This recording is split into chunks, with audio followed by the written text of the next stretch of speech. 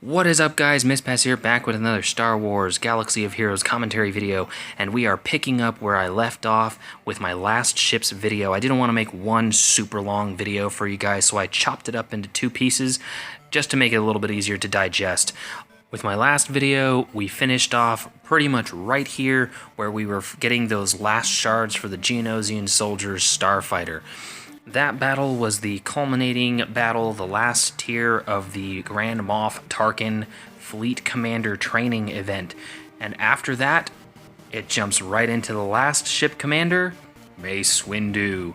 I know a lot of players have been kind of wondering when Mace Windu would become relevant in the game. And, ladies, gentlemen, here's your answer. Mace Windu is one of 3 fleet commanders in the game right now. More fleet commanders may get added later on. Maybe General Grievous. That might be one of the reasons General Grievous shards are in the fleet shipments. So that is going to be interesting to see how they work fleet commanders, work some more in. Obviously, if you've got a Republic fleet commander in the game, it only makes sense to have a Separatist fleet commander in the game, so we may see General Grievous or maybe even Count Dooku added as a fleet commander later in the game. But let's jump onto the Geonosian Soldiers Starfighter abilities. The Geonosian Soldiers crew ability is called Separatist Assault. Deals physical damage to a target enemy and calls a random ally to assist. This attack then inflicts evasion down for 2 turns if the chosen ally to assist is Separatist. As an added bonus, if the target is target locked, both ships do 25% more damage. The ship's basic ability is called Frontline. It deals physical damage to a target enemy and removes 15% turn meter. If the target is buffed, the turn meter removal is doubled. That is pretty nifty. There aren't a whole lot of other ships that will manipulate turn meters, so this is actually pretty cool. The unique ability of the Geonosian Soldier Starfighter is Swarm Aggression. Geonosian Soldier Starfighter has a 25% chance to assist, dealing 45% less damage whenever an ally attacks during their turn. The chance is doubled for Separatist allies. That is pretty awesome. This ship is basically built all around assists, which means that even though it's not a rebel ship, you may actually want to fly it under Admiral Akbar because, hey, who doesn't like a whole bunch of ships all attacking at once, right? So, on top of all of the ship's updates, I know I'm kind of getting a little bit off track, but hey, ADD, squirrel. At any rate, I did notice something really cool that was also added in this update. Whenever a unit is actually promotable, you have the option to either continue looking for shards, one thing that I have always wanted to be able to do, or you can promote the unit. So that was actually a really nice little user interface, ease of use, just a creature comfort, I guess, of sorts that kind of makes the game just that much better. So kudos to the devs for sneaking that little gem into the update. Now, jumping back into the event, the first tier of the Mace Windu challenge is going to give you shards for the Clone Sergeant Phase 1.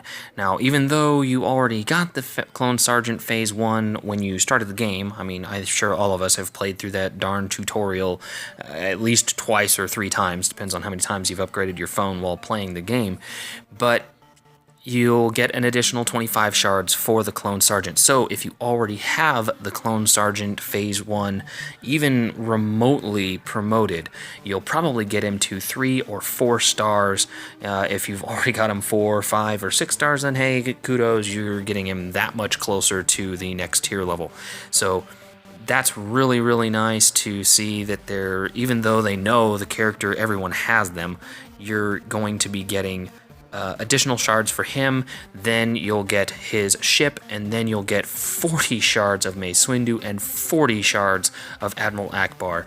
As if you didn't already have enough shards, let's pile on another 40, right? Why not? You'll notice that when you get to tier 4, it shows that you are short 1 ship, right? Well, you just activated, or rather unlocked, the Clone Sergeant Phase 1's ARC 170, so really all you gotta do is go into the Clone Sergeant's ARC 170, activate it, and boom, you're eligible. The Clone Sergeant's Arc 170 is actually extremely useful.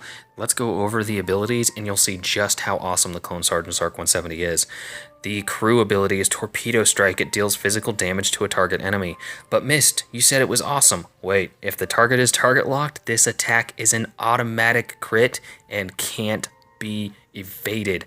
That's right, if you can target lock an old Ben, you can knock him out of the sky. The ship's basic ability is Wing Cannons. It deals physical damage to a target enemy with a 50% chance to inflict target lock for 2 turns. Again, a nice basic with a good chance to target lock your enemies. The ship's special ability is Overcharge. The Clone Sergeant's Arc 170 gains offense up for 2 turns and recovers 48% protection. That right there is awesome. He overcharges, gives himself offense up, and then guarantees crits a target locked enemy. That's a nice little 1-2 combo there. So after you've activated that 5th ship and are eligible to go into the battle, you're going to be able to choose your fleet commander. Well, we just unlocked the Endurance, right? So why not activate it? Let's go ahead and knock it out, right? The Endurance is going to be Mace Windu's capital ship that he will be commander of. The basic attack of the Endurance is Strike True. It deals physical damage to a target enemy and inflicts target lock for 2 turns. Hooray for target lock. The first special attack is Fortune Favors the Bold. It deals physical damage to a target enemy and all enemies affected by target lock. Then grants all allies Valor for 2 turns. This ability's cooldown is reduced by 1 for each enemy struck. Valor grants the Endurance 20% turn meter and reduces its ultimate ability's cooldown by 1 at the end of each turn. That means at the end of every turn, each ally is reducing the cooldown of the Endurance's ultimate ability, which we'll get to in a sec, by 1 turn. The unique ability of this ship is Honor and Might. Allies with less than full health have 18% additional offense. This bonus is doubled for Republic allies. Reinforcement bonuses. Reinforcements gain Valor. Valor grants the Endurance 20% turn meter and reduces the ultimate ability's cooldown by 1 at the end of its turn. The other special ability of the Endurance is Hold Fast. Target ally recovers 48% protection, taunts, and gains critical hit immunity for 2 turns. This ability will come in really handy if you've got a ship that's about to die and you need to pull some fire off of them. Mace Windu's crew ability is called Convergence. This is the ship's ultimate ability that is mentioned each time in that Valor buff. Each ally gains damage immunity, and offense up for 1 turn. This ability starts on cooldown. It is a 15 turn cooldown, but Valor, man, it's gonna make that cooldown just disappear. Now, when you're choosing your fleet commander, it's important to kind of make sure that you know what abilities they have, what ships you're going to use. Starting out, it doesn't really matter that much which fleet commander you use, but there's definitely going to be some strategy involved in how you fly your ships with each fleet commander. One of the other really important things that people want to know about ships is how does the character, the pilot's gear and star level correspond to the performance of the ship. What I can tell you from watching this gameplay footage over and over again is that gear plays a bigger role than star level. My Clone Sergeant is 4-star gear 6 and my TIE Fighter pilot is 3-star gear 7, and the TIE Fighter pilot was hitting a lot harder than the Clone Sergeant. The Resistance pilot right here is gear 8, 7-star, and hitting for about the same damage as the TIE Fighter pilot. My Jedi Consular is gear 8 and was still hitting for 3,900 right there, which wasn't as hard as the TIE Fighter pilot or the Resistance pilot, but I don't know how the damage multipliers for these ships really compares, so I can't tell you for sure whether it was just the ships doing more damage or if the gear level of the pilots really played that much of a role. So Tier 4 rewarded First Order TIE Pilot shards, so naturally Tier 5 will reward us the First Order TIE Fighter. So if you're keeping score, we unlocked the Jedi Consular's Starfighter, which is going to be a Republic ship. We also unlocked the Clone Sergeant Phase 1's Arc 170, who is another Republic ship, so we already have 2 Republic ships, so that's kind of good.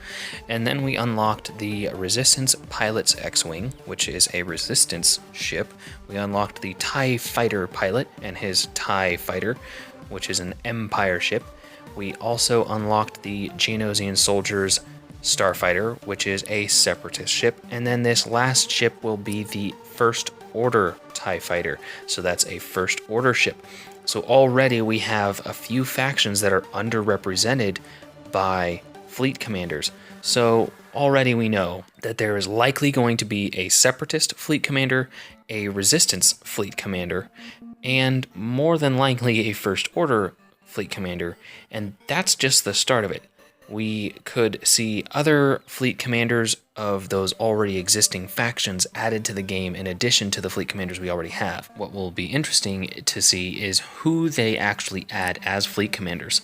Looking at Resistance specifically, there are only 5 characters in the game wearing the Resistance tag, and 4 of them are already flying ships, and the 5th is a Resistance trooper.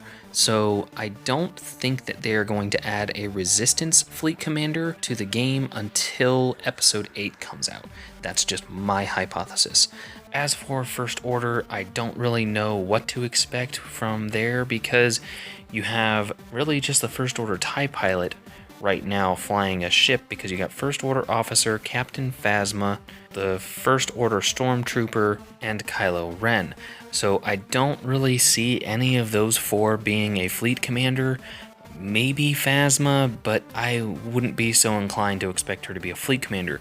I would probably expect to see much more ships integration and more ships added to the game around Episode 8 because, well, hey, you know, it's a big movie release. It's going to be something that they want to do something big for, so it might be something included in the new characters that they add from Episode 8. Redirecting back to the video here, the currency that you're going to use to upgrade your ships is a separate currency from credits. You do not have to upgrade your ships with credits. You will also train your ships with training droids designed specifically for ships. So you're not going to be mixing your resources between characters and ships. So that is going to be nice to see. You're also going to have challenges that, from what I can tell, are the only way to actually promote your fleet commander, your capital ships, if you will, to higher tiers. You have to complete those ship challenges to accomplish that. So that is going to definitely be something to pay attention to moving forward. You want to try and work towards having the ships required and ships promoted so that you can actually upgrade your capital ships, because obviously stronger capital ships mean more punishing damage when you are using your capital ships to attack, and then also it's going to translate to more reinforcements held in reserve. So jumping back onto the topic of fleet commanders, personally, I feel like Separatists and the Empire and Rebels may actually see more fleet commanders added to the game before they start tackling the other factions. So I would probably expect to see either General Grievous or Count Dooku show up in the game as a Separatist fleet commander, and I would probably expect to see General Kenobi added as another Republic fleet commander. And honestly, when it comes to the Empire and Rebels, I'm really not quite sure what to expect from future additions to them. I guess probably if they introduce a character like Krennic from Rogue One, I suppose he could possibly show up as a fleet commander for Empire. And for Rebels, maybe if they introduce Mon Mothma, or possibly even some other character from Rogue One, we could see another fleet commander added for Rebels and Empire. So that could be kind of cool. And when it comes to other pilots in the game, or other ships that are not in the game, the first one that comes to my mind is the Episode 4 Millennium Falcon. I mean, we got Raid Han Solo, and we've got the Clone Wars Chewbacca, so we need to find a way to remedy that situation. We don't have an actual, Chewbacca. So that needs to be remedied, and then they need to add the original Millennium Falcon. In addition to the original Millennium Falcon, I mean, you've got Jedi Knight Anakin and a handful of other characters that could possibly be added later on as pilots. And then, of course, as the game progresses, as we add new characters to the game through different mediums, if they somehow go back and go on a Legends character spree, they could add an endless number of pilots and ships and everything else from canon, Legends. We could theory craft all day as to what could be next for ships. I know one of the biggest things that I talked to the developers about, and that Jesse and John Solera mentioned, was the obvious possibility of introducing a raid where ships are involved, because now we have this whole new mechanic and this whole new part of the game that we can use and can be implemented, and why not cross-pollinate? It's all in one game. It's not like this is a separate app. So cross-pollination should be, I think, highly encouraged, and I think the developers are well aware of the possibilities that they have open to them. One really cool idea for a raid might be like a planetary assault style raid, where you have to battle through the blockade to get your troops onto the ground, and once you get to the ground or the surface of the planet, then you're forced to actually switch to your characters and actually battle through waves of enemies, or however they want to work it. But the possibilities are endless. Ships are awesome. I really hope you guys enjoyed watching these videos that I've got. If you haven't watched my other videos, please watch them. I've got a fleet shipments, pack opening. As always, guys, thanks for watching. Like, favorite, subscribe, follow me on Facebook and Twitter, and I will catch you later.